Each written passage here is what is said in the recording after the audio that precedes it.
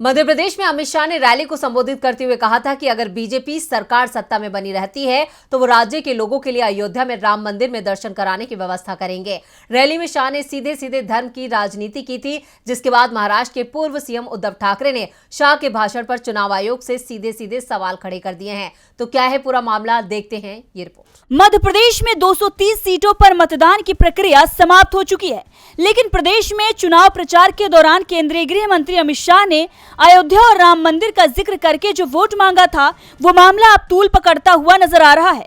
दरअसल एमपी में अमित शाह ने रैली को संबोधित करते हुए कहा था कि अगर बीजेपी सरकार सत्ता में बनी रहती है तो वो राज्य के लोगों के लिए अयोध्या में राम मंदिर में दर्शन कराने की व्यवस्था करेगी।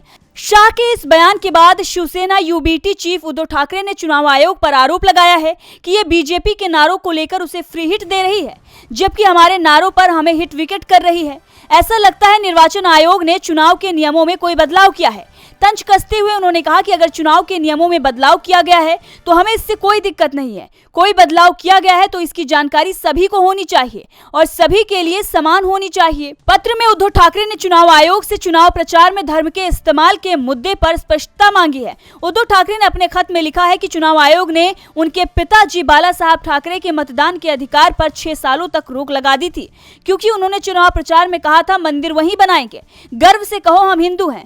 बहरहाल ये कोई पहली बार नहीं है जब बीजेपी नेता धर्म के नाम पर राजनीति करते हुए दिखाई दिए हों।